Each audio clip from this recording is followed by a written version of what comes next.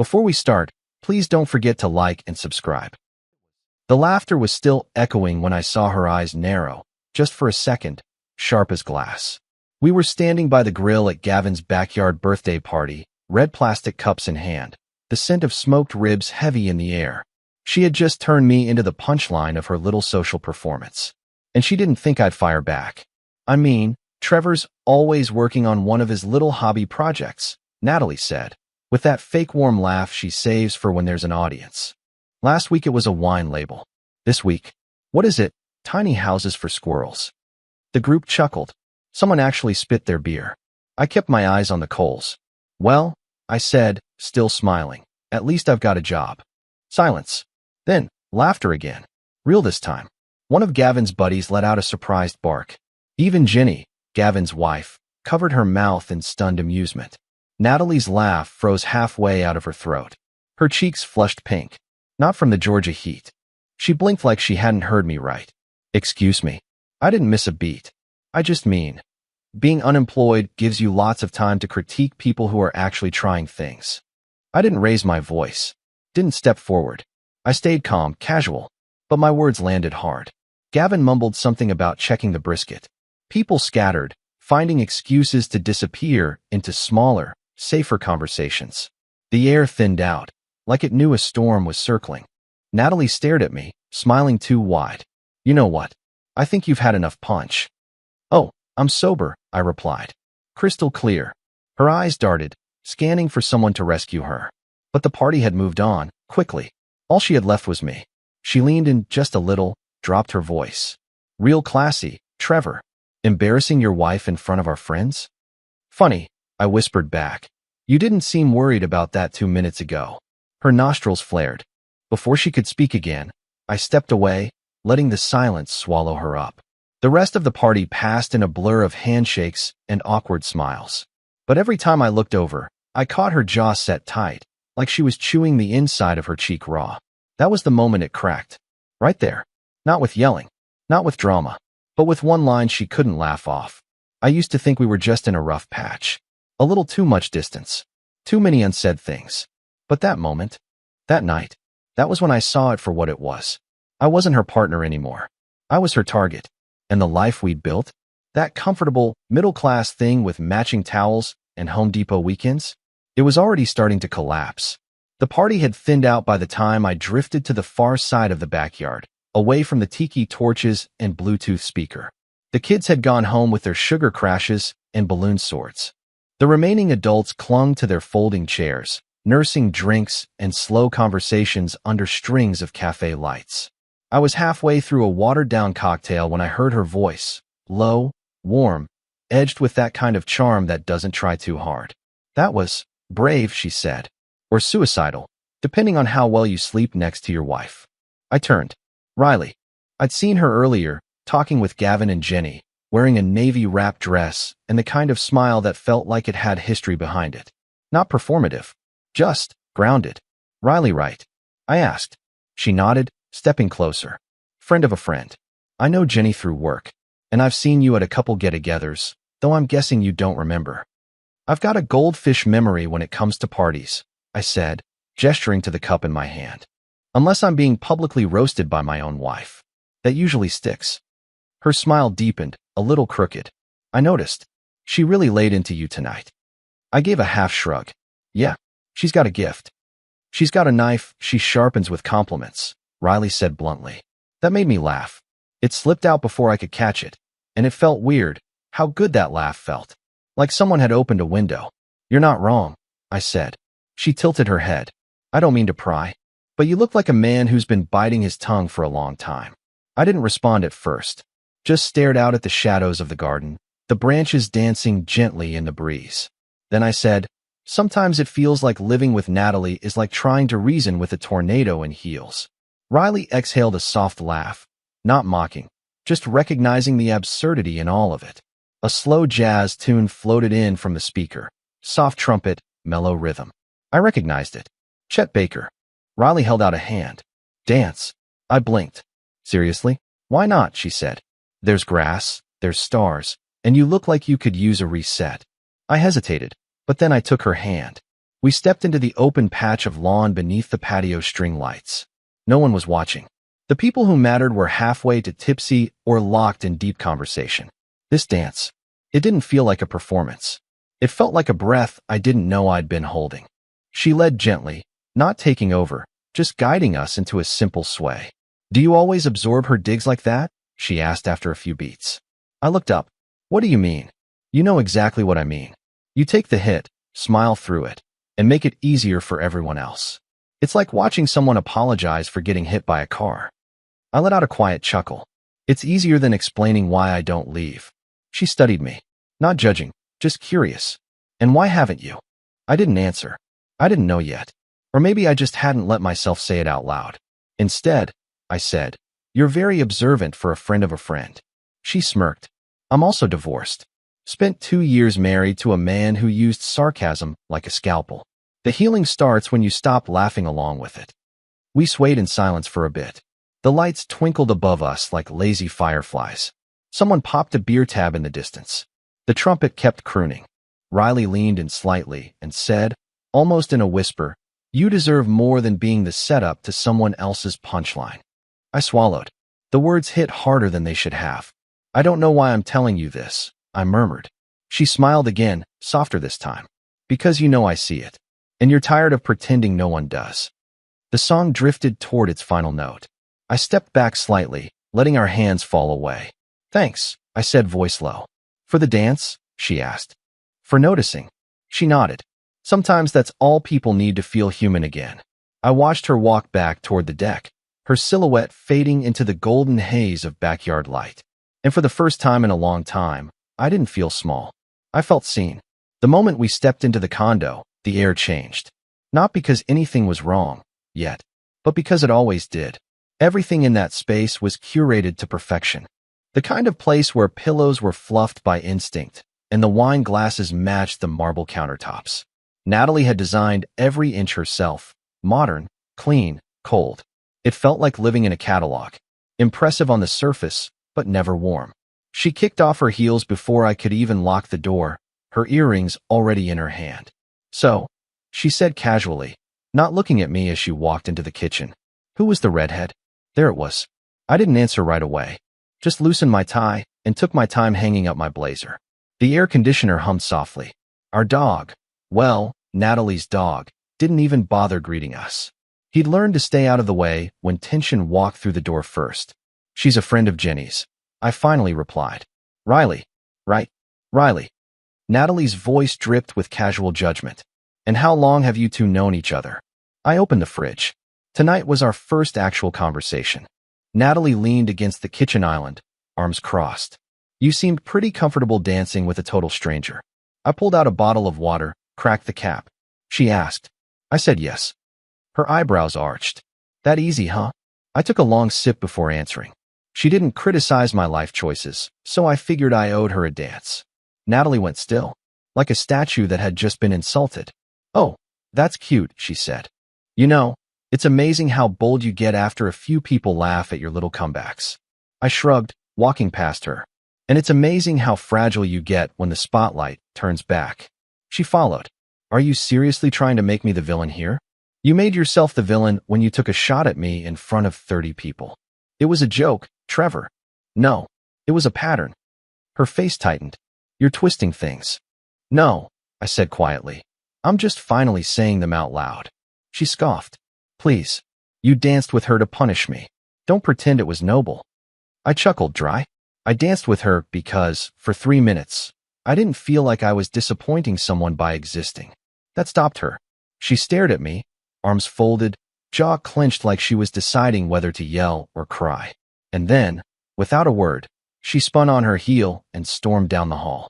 The bedroom door slammed so hard, a picture frame on the wall rattled. I stood there for a while. Let the silence settle in. It was funny. Natalie always filled our space with beautiful things. But when the words ran dry, when the anger boiled and cooled and left just air between us, this place felt colder than outside in January. I turned off the kitchen light, sat on the edge of the couch, and stared out the window. She'd wake up early tomorrow, act like nothing happened. Maybe she'd make a green smoothie and play something upbeat on her phone. She was good at erasing nights like these. But I wasn't. That crackling silence. It wasn't just tension. It was the echo of something dying slow. And tonight, I wasn't rushing to resuscitate it. I woke up before the sun, not because I had to, but because sleep refused to stay. The apartment was still. That kind of silence you only get just before the city stirs. I padded into the kitchen barefoot, the tile cool against my skin. No sign of Natalie. The bedroom door was still closed, probably locked. Her way of declaring a truce by withdrawal. I made coffee. Strong. No sugar. Just the bitter kind that wakes your blood. As I stood at the counter, sipping, I pulled my laptop toward me. Muscle memory took over. Passwords, browser tabs, finance apps. It wasn't a conscious decision, just something I felt pulled to do. And then, as I stared at the numbers glowing on the screen, it hit me. I'd never looked at them like this before. Not as a man calculating rent, or planning a vacation she would later veto, but as someone asking a different question entirely. Could I walk away? And not just in theory, but literally, legally, fully? I scrolled, tapped, dug through years of spreadsheets and statements. I'd always been the planner. Natalie had taste, style, instinct, but I was the one who built the bones of our life. I stared at the totals, let the numbers sink in. The answer was yes. I could leave. I could survive. More than that, I could breathe. I don't know what shifted. Maybe Riley's words from last night were still echoing. Maybe it was Natalie's door slam that finally made it real. But I wasn't sad. I wasn't panicked. I was calm. By 8:30, I had a Zoom appointment with a lawyer I found through a recommendation from Gavin. Quiet, discreet, professional. His name was Alan Reeves, and he wore glasses that looked too small for his face. Uncontested, you think? He asked after I walked him through everything. I nodded. If I offer her half, she'll probably take it without much fuss. She's prideful, but she's not sentimental. Alan tapped at his keyboard. Then it's simple. I'll have documents drafted by tomorrow morning. Tomorrow? I asked, surprised. He glanced over the screen. You've already done the hard part. You're just giving it a name now. We ended the call. I closed the laptop. The rest of the day passed in a strange haze of detachment. Natalie stayed in the bedroom until noon, then emerged wordless, phone in hand, eyes hidden behind oversized sunglasses, though we were indoors. We didn't talk. Not about the night before. Not about anything. And the next day, when the papers were emailed to me, I printed them quietly. I slid them into a manila folder and set them on the kitchen island. She found them there that evening. Picked them up like a catalog. No gasps. No screaming. Just a quiet, almost bored, okay. She sat down with a pen and signed each page without a single question. No huffs. No icy remarks. Just initials, ink, and silence. When she handed the folder back to me, her expression was unreadable. That's it? I asked. Natalie looked at me like I'd asked if it was going to rain. You want it out. I'm giving it to you. Half of everything, I said, just to clarify. She gave a small shrug. I'm not here to fight over furniture. There was something off in her tone. Not peace. Not pain. Just vacancy. Like this marriage had already ended for her too. She was just waiting for me to catch up. She stood, smoothed her blouse, and said, You'll have your space by next week. And just like that, she was gone again. Bedroom door. Closed. I stood in that perfectly lit kitchen with the folder in hand, surrounded by things that were ours, but no longer felt like mine. No tears. No guilt. Just the eerie quiet of a final chapter. And yet, in that stillness, I felt lighter. Like I'd finally stopped holding my breath. A week later, I was standing in the sunlight, one hand resting on the hood of a brand new graphite gray Mercedes G-Class. The paint sparkled like wet stone, and the engine purred with a kind of quiet power that felt unapologetic. I'd never bought anything on impulse. Not once in my adult life. Every big purchase had been a negotiation, a spreadsheet, a justification. Natalie had a way of making luxury feel like guilt in disguise, unless it was her choosing it. But this wasn't for her. This was for the man who just survived a decade of slow erasure and walked out with his soul still intact. I slid behind the wheel, wrapped my hands around the leather steering wheel, and let the hum of the engine settle into my bones. When I pulled up to Riley's apartment, she was already waiting outside. She wore a soft blue blouse, light wind catching her hair as she spotted the car and smiled. Wide, open, genuine. She stepped closer, raised an eyebrow. Okay, so either you're having a midlife crisis, or you finally gave yourself permission to live. I laughed. Little bit of column A, little bit of column B. Riley ran her hand gently along the car door before I opened it for her. I'll allow it. You earned this. Wait until you see the view, I said, pulling back onto the road. Tonight's about high places. The rooftop restaurant sat above a hotel on Peachtree, draped in string lights and framed by the Atlanta skyline. Our table was tucked near the edge, a blanket of city glow beneath us. It felt like sitting at the edge of something new, something sharp, something clean. We ordered cocktails first. Her, a lemony spritz that matched her laugh. Me, something bourbon-based that I didn't bother pretending to understand. So, she said as we clinked glasses. 1 week divorced. How does it feel? Like my lungs work again, I said, only half joking. She nodded slowly. It's weird, isn't it? The first time you realize peace doesn't have to come in small doses. I keep waiting for the guilt to sneak up, I admitted. And does it? Not yet. She grinned. Then stop expecting it. Sometimes walking away is the brave thing. I looked at her for a long moment. There was no performance in her, no hidden script. Just honesty, worn casually, like a denim jacket. Do you always say exactly what people need to hear? I asked.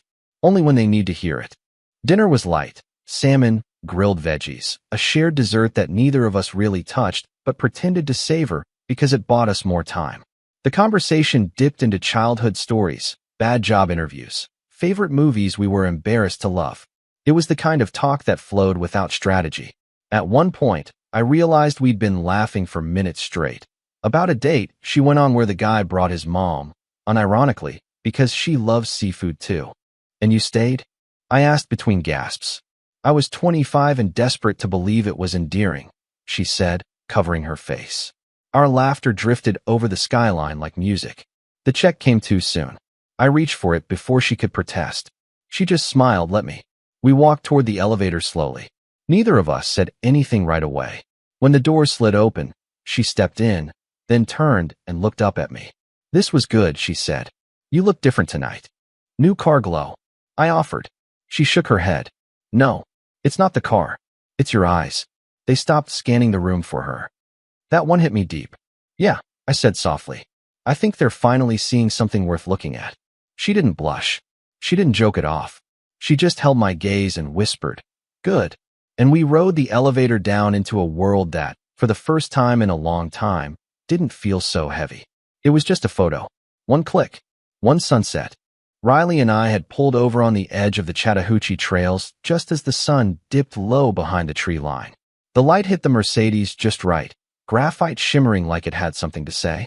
Riley leaned against the passenger door, smiling in that quiet, natural way she did when no one was watching. I set the timer and leaned beside her, my hand just brushing hers. I didn't think much of it at the time. Just a snapshot of a moment that felt peaceful. When we got home, I posted it. No hashtags, no filters. Just a simple caption. New roads, new chapters. I didn't expect a flood of comments. But within 10 minutes, it began. Gavin, looking good, brother. That ride is clean. Jenny, finally. That smile suits you. Marcus from college, dude. You never drove anything nicer than a Corolla. Love to see it. My cousin Lisa. Who's the girl? Eyes we like her. Riley, just a single black heart emoji. I scrolled through them, smiling, liking each one. It was strange. After years of being publicly neutral, always careful, always polished, this post felt like breathing. Then I saw it. Buried under the thread of celebration, right beneath Lisa's comment. Natalie, nice car. No emoji. No exclamation point. Just 3 words. Neutral on the surface, but soaked in something sharper. I stared at it for a moment. She hadn't messaged. She hadn't called. She hadn't replied to the divorce documents with any emotion. But this was her way of slipping back in. Not a confrontation. Not even a question. Just a seed, dropped in plain sight, meant to sprout doubt. I clicked the 3 dots next to the comment. Delete. Gone. No response. No message. No acknowledgement.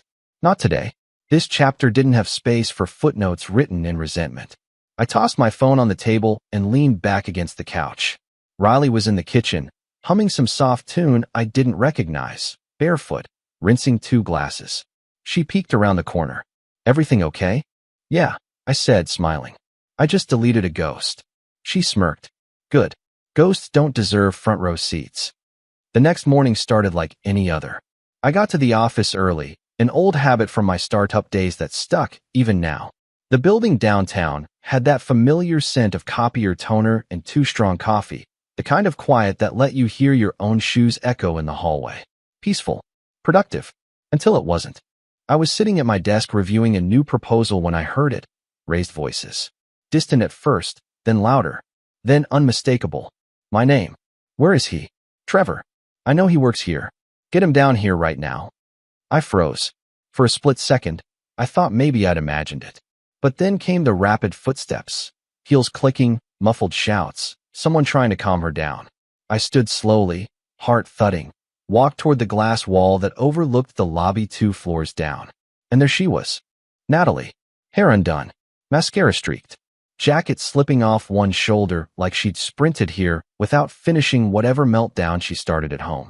She was shouting at the receptionist now. Poor Kaylee, who looked about 2 seconds from calling for backup. You tell him to come down. He's parading around in my money like he earned it. That's my car, my settlement, my life. Heads turned. Phone stopped ringing. The whole floor dropped into silence as everyone watched it unfold like a bad soap opera. I took the stairs. Quietly. Calmly. Each step echoed harder than the last. When I reached the lobby, Natalie turned before I said a word. Her eyes locked onto mine like laser sights. There he is, she spat. The big man. Posting your little fairy tale photos with your new girlfriend, riding around in a car you bought with my money? Natalie, I said gently, lowering my voice. This is not the place. Oh, so now you care about professionalism, she snapped. You didn't seem too worried about optics when you deleted my comment like I don't exist. Because it wasn't a conversation, I replied. It was bait. Her voice cracked. You don't get to erase me, Trevor. I gave you 10 years. I gave you everything. I nodded at Kaylee, who was frozen behind the desk. Call security, please. Natalie laughed bitterly. Security? Seriously? You're having me thrown out now? You're trespassing, I said, my voice as calm as I could manage. You made your choices, and now you need to leave. She stepped closer, her voice trembling, not with fear, but fury. You think this is over? You think I'll just fade into the background while you play house with some off-brand yoga girl who thinks your podcast ideas are genius? I didn't move, didn't blink. Go home, Natalie. And then the guards arrived. 2 of them, David and Marcus, the usual guys from the front entrance. They approached slowly, like someone might be holding a live wire. Ma'am, David said carefully, we're going to have to ask you to leave the building. She laughed again, wild now, mascara making raccoon trails down her cheeks. You're kicking me out? Me? I was married to him. Ma'am, Marcus began, but she cut him off. No, don't ma'am me. You know what he's doing? He's buying cars and posting beach selfies while I'm stuck figuring out how to freelance my way through a divorce settlement. You took half? I said, my voice suddenly firmer. You didn't get blindsided. You signed. You walked away. I walked away because you made me feel like nothing, she yelled. David moved gently between us. Let's step outside, okay? I want everyone here to know, Natalie said, twisting toward the small crowd that had gathered near the hallway. He didn't win because he was better. He won because I gave up first. And with that, she let them escort her out. She didn't resist. Just burned. The doors closed behind her. The moment ended. And I stood there, surrounded by the awkward quiet of people pretending not to watch, pretending not to care. Kaylee cleared her throat. Should I call HR? I shook my head. No, I'll handle it. I walked back to my office, numb, not angry, not even embarrassed, just stunned. Not because she showed up, but because even now, with all the damage done, Natalie still couldn't tell the difference between losing something and having it taken from you. She hadn't lost me. She'd pushed until there was nothing left to hold on to. And now, all she had left were echoes. And this scene, was her trying to shout over the silence she created. The vineyard sat just outside Atlanta, tucked behind a row of sycamores that turned gold this time of year. Gavin and Jenny hosted their annual wine tasting event there, something between a casual gathering and a soft excuse to dress up and pretend we knew anything about tannins. Riley and I arrived just after 5. She wore a flowing burgundy dress that caught the breeze and a pair of boots she called her country chic armor. I just knew she looked like she belonged there, laughing, glowing in the afternoon sun. We were handed glasses at the gate and a tasting card with scribbled notes about cherry undertones and oak finish. "You realize we're both going to pretend to taste these things, right?" she whispered. Obviously, I grinned. That's the whole sport. We wandered through the crowd of familiar faces. Gavin was telling a story by the cheese table. Jenny waved from under a shaded pergola. For once, everything felt light. My chest didn't feel tight. My smile wasn't staged. Riley leaned in close, her voice soft. "You're glowing, by the way. Did someone swap out your stress batteries?" I chuckled. Might have been the company upgrade. She bumped her glass gently against mine. "To upgrades, then." We clinked. Later, as the sun dipped low and the sky blushed violet, we stood off to the side, watching the lights begin to flicker on around the vineyard. A quiet jazz quartet played in the background. I felt her hand slide into mine. "Hey," she said. "You okay?" "More than okay." "You sure?" I turned toward her. "I think I'm finally somewhere I actually want to be." She smiled, eyes warm. "Good." Then, without hesitation, I leaned in. Our lips met. Not rushed, not cautious. Just right. Like the punctuation mark to a sentence we'd both been writing in our own quiet ways. And then, unbelievable. The word cracked the moment like a stone on glass. I turned. Riley's hand was still in mine. Standing 10 feet away, jaw clenched, arms folded, was Natalie. She looked out of place. Tight white blouse, dark jeans, heels sinking into the soft grass. Her hair was flawless, her expression anything but. "Wow," she said, loud enough for heads to turn. "You couldn't wait 6 weeks before playing house with someone new?" Conversations died around us. Glasses paused midair. Jenny's smile froze. Riley kept her hand in mine, but didn't speak. Natalie's eyes locked on her. "You really think you get to walk in, flip your hair, and take what was mine?" Riley raised an eyebrow, calm but direct. "I didn't take anything. He left what no longer fit." That struck. Natalie's breath caught. She blinked fast. "Oh, please," she spat. "You knew exactly what you were doing. Smiling at him at that party, dancing like some—" "Enough," I said quietly. Natalie's gaze snapped to me. "No, it's not enough. You don't just erase a decade, Trevor. You don't post pictures and pretend it was nothing." "I'm not pretending," I said. "You did enough of that for both of us." Gasps rippled. The tension spread like wine on a white tablecloth. Natalie's voice broke. "I was trying. I was figuring it out. You mocked. You twisted. You drained," I said. "And when I finally stepped away, you only noticed what you lost, not who you lost." Her lips parted. Words tried to form, but nothing came. Riley finally let go of my hand and stepped forward, gentle but firm. "You're hurting. I get it. But this isn't grace. This is a goodbye that already happened. Don't rewrite it in front of strangers." Natalie stared at her for a long time. Her hands trembled slightly at her sides.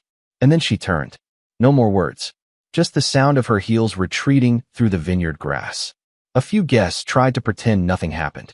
Jenny rushed over with a sympathetic look and a fresh bottle. Gavin gave me a pat on the shoulder, but no one said what we all felt.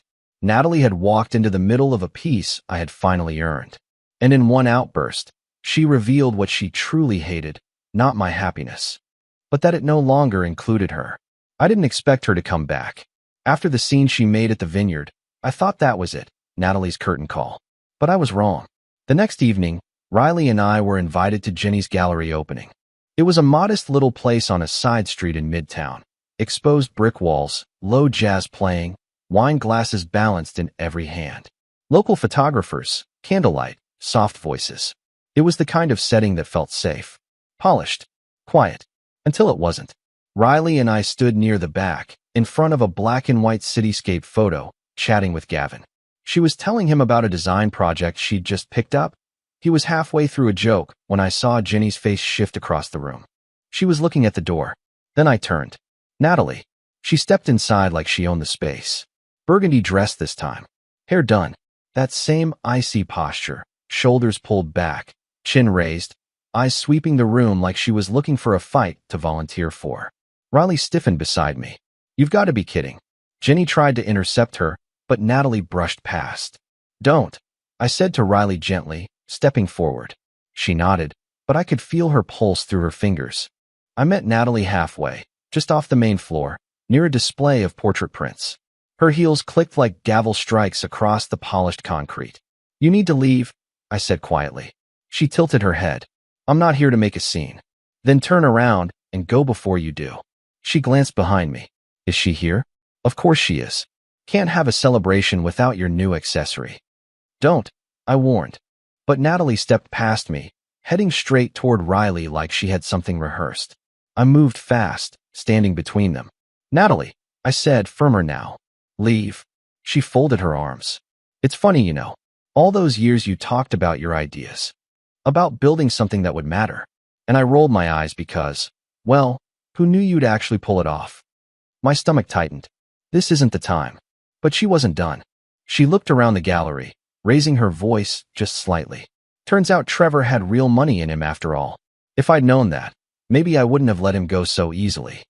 Silence dropped over the room like a guillotine. Gasps. Actual, audible gasps. Jenny covered her mouth.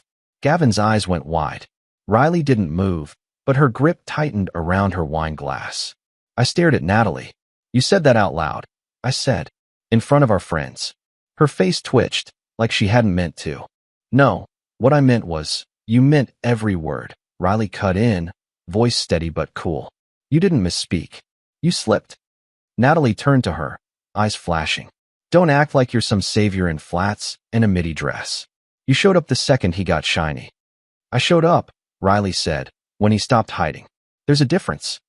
Someone near the snack table murmured, wow. Gavin whispered to Jenny. A couple walked toward the door, trying to make a graceful exit. The gallery wasn't big enough to contain what had just cracked open. I stepped closer to Natalie.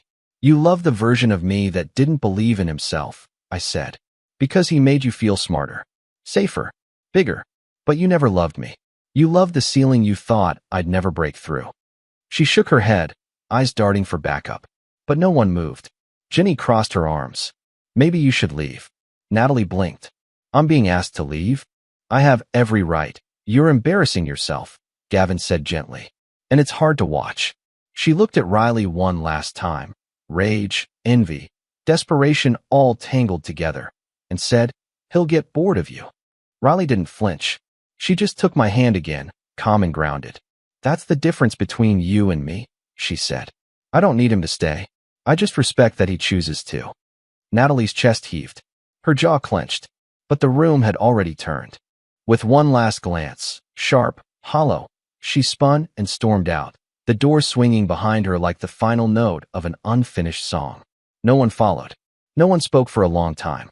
Then Jenny walked over, offering Riley a fresh glass. I looked down at our joined hands, then around the room. The people who now saw the truth. The people who didn't clap when Natalie left. And I realized, she hadn't just lost me. She'd lost the illusion that she was ever the one in control. For weeks after the gallery blow up, Natalie went silent. No texts. No unexpected visits.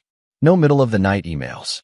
Just a quiet fade, like someone slowly dimming a light that had already stopped warming the room. But she wasn't entirely gone. She took to posting cryptic captions on Instagram. Photos of lattes with lines like, hot beverage. One day, you wake up and realize no one's coming to save you. Or selfies in fluorescent-lit office bathrooms tagged. Briefcase, corporate chains feel heavier when you're meant to fly. She never mentioned me. Never mentioned Riley. But the bitterness seeped through. The comments dwindled. Friends stopped replying. Some unfollowed entirely. Jenny told me she muted Natalie weeks ago. It's like she's broadcasting pain but refusing to let go of the mic. And honestly, I didn't feel angry anymore. I just felt sorry. Meanwhile, life with Riley moved forward, not rushed, just honest. We started talking about plans. Not dreams, not some days, but actual dates, venues, ideas. She said, I've always pictured Napa. Golden Hills, long tables, no drama. And for once, I didn't feel the need to shrink the dream to fit someone else's comfort. Then let's do Napa, I said. Simple as that. Every step with her felt lighter than the last. We were building something new, not out of rebellion, but out of peace. The Napa sun dipped low, casting a golden haze over the vineyard. String lights swayed gently above long wooden tables where laughter rose between glasses of Pinot and plates of roasted peach crostini. Riley stood beside me, hand warm in mine, her dress catching the breeze just enough to make the moment feel unreal. The ceremony had been simple. Honest vows, a breeze through the vines, her whisper of finally when I slid the ring onto her finger. Now, the reception hummed with soft music and clinking glasses. Friends toasted us in turns. Ginny with a funny speech about fate and wine. Gavin nearly tearing up saying he'd never seen me this at ease. Then, as I turned to reach for Riley's glass, I saw her. Natalie, standing beneath a cypress tree, just beyond the lights, her frame barely outlined by the fading sun. Her arms were folded tight, but not in anger, just small. Her cheeks glistened, and even from across the lawn, I could tell she hadn't expected to cry. Our eyes met. Neither of us smiled. I didn't wave. She didn't move. She just looked. Not at me, at the life she once knew, at what I'd become without her. Then she turned, slowly, and walked away into the dusk without a word. I watched her disappear, and then I turned back to Riley, who looked up at me with that same calm strength she'd always offered me freely, without conditions. And it hit me. What I'd had before wasn't love. It was survival. But this was home. And that was the end of the story. I still think about what Riley said to Natalie that night. I don't need him to stay. I just respect that he chooses to. It shut down a storm with nothing but grace. But I wonder, did she do the right thing, or should she have walked away and let Natalie self-destruct on her own? Let me know in the comments. And if this story hit something real for you, don't forget to like the video and subscribe.